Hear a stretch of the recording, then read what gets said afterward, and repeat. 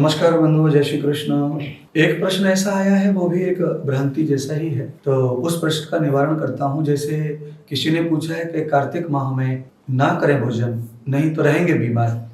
तो ये जो प्रश्न है, इस प्रश्न का उत्तर यह है कि कार्तिक मास में क्यों भोजन नहीं करें? क्योंकि कार्तिक मास जो है शरद ऋतु का ये प्रथम सत्र होता है, और प्रथम सत्र जब होता है तो सूर्य का जो वेग होता है वो कमजोर पड़ता है। सूर्य का वेग कम पड़ता है तो हमारी जठराग्नि पर उसका बहुत बड़ा प्रभाव पड़ता है, और जब हमारी जठराग्नि पर प्रभाव पड़ता है तो भोजन पचने में बहुत तकलीफ होती है। और जब भोजन नहीं पचता है तो हम डायरिया के, उल्टियों के, अपच के या कॉन्स्टिपेशन के, पेट खराबी के मरीज बनते हैं। इसीलिए हमको चाहिए कि कार्तिक मास में एनर्जी जो है अधिक प्राप्त होती है मनुष्य को स्वयं, और उसके ऊपर से वो भोजन आदि भी कर लेता है तो अधिक एनर्जी वो शरीर में जाने के कारण पूरा जो शरीर है वो हमारा मंद पड़ जाता है। उससे हमारे शरीर में बहुत सारी अर्थराइट्स की, संधिवात की, गठियावात की, आमवात की या साइटिका की ऐसी बीमारियों का जन्म हो जाता है।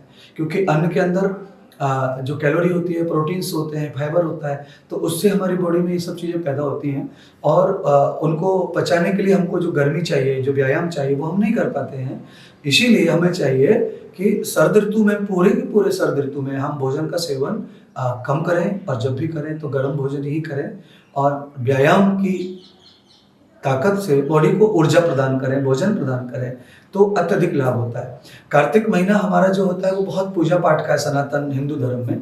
इसमें बहुत पर्व आते हैं, बहुत सारे त्योहार आते हैं, तो इसमें क्या है, ज़्यादा पूड़ी पकवान यही बनता रहता है। तो इसीलिए कार्तिक मास में भोजन करने से आदमी बीमार पड़ता है, क्योंकि हर तीसरे दिन पकवान खाता है, हर तीसरे दिन भोजन बनता है, कचौड़ी, पूड़ी, खीर, ये वो। तो ये सारी चीज़ें कार्तिक मास में निरंतर चलती रहती हैं, और कार्तिक मास में निरंतर व्रत उपवास की विधि आती है, क्योंकि वो पर्व आते हैं।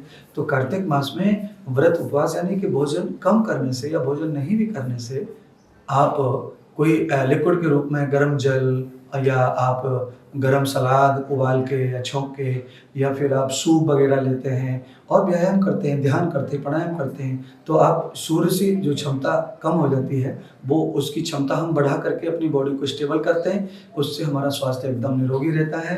कार्तिक मास जो है वो पुण्य मास माना जाता है सनातन धर्म में, क्योंकि इसमें भगवान श्री विष्णु जी के, भगवान कृष्ण के जो पट हैं, दरवाजे हैं, हमेशा सबके लिए खुले रहते हैं। पापी से